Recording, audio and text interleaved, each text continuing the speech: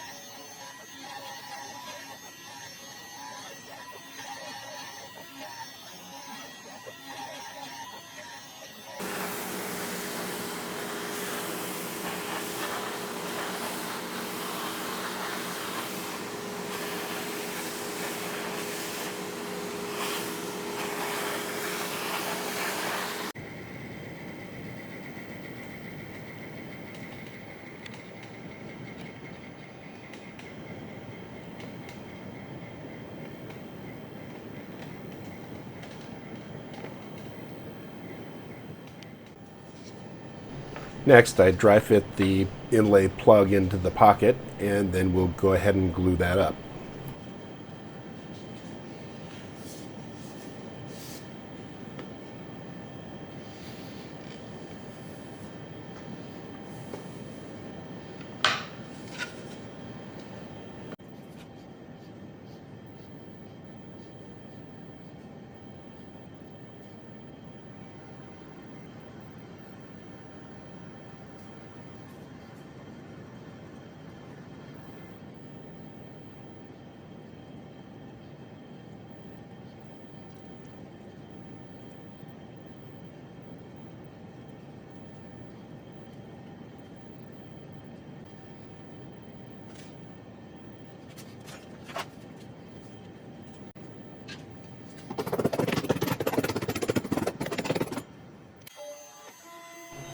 Now comes one of the better parts of working with the inlay, and that's clearing it with the CNC and watching our inlay start to reveal itself underneath.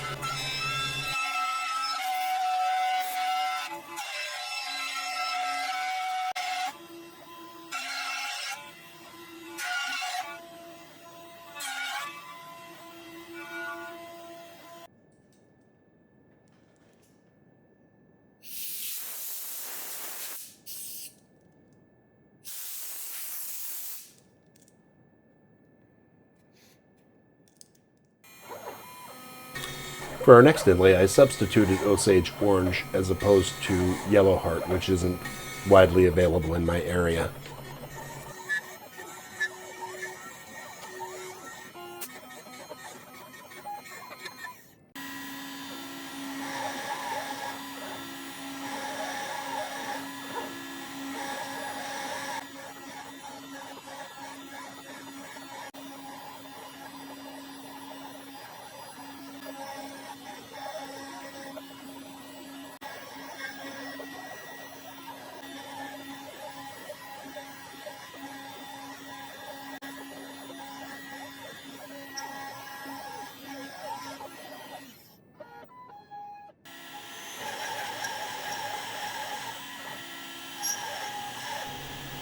If you're enjoying the video, please consider liking and subscribing to my channel. I also welcome your thoughts, which can be left in the comments section below.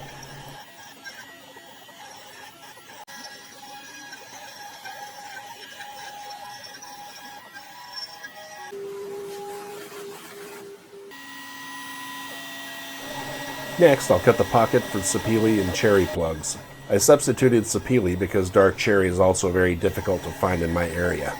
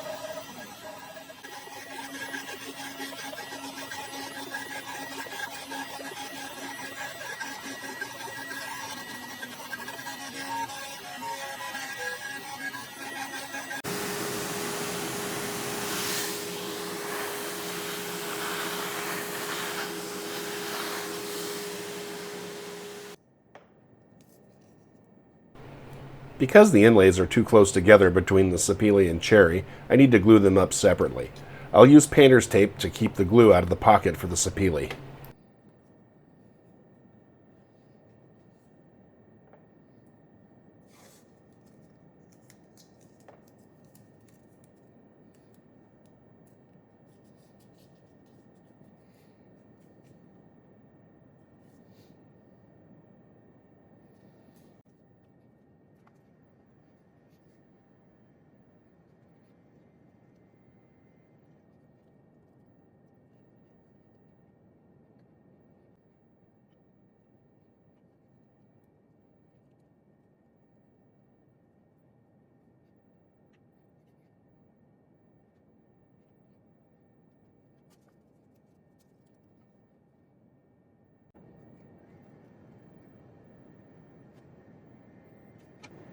After setting the inlays, I'll lightly tap them with a rubber mallet to ensure that they're deeply seated in the pocket.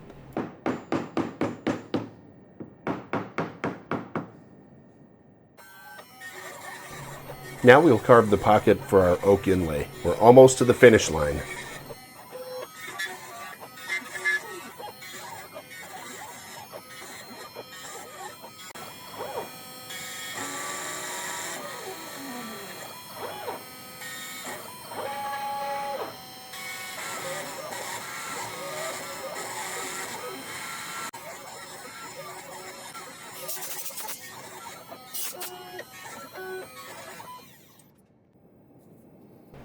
I decided to go ahead and cut the pockets for the eye and mouth. I again needed to cover these pockets with painter's tape to keep the glue out.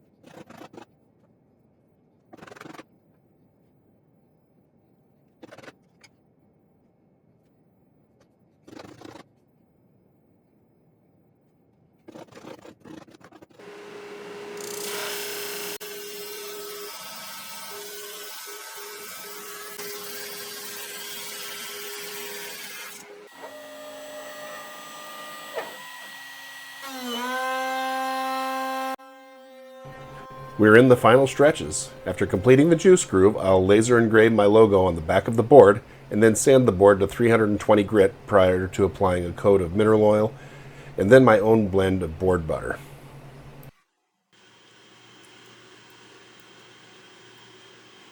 The most satisfying part of completing any board is applying the mineral oil and watching the color in the inlays come to life. All of my inlays are perfectly tight, just as I wanted them to be.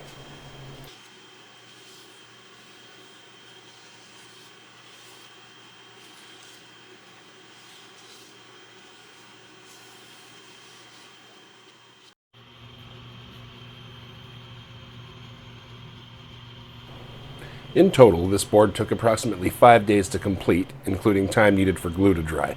The project turned out really well for such an intricate design.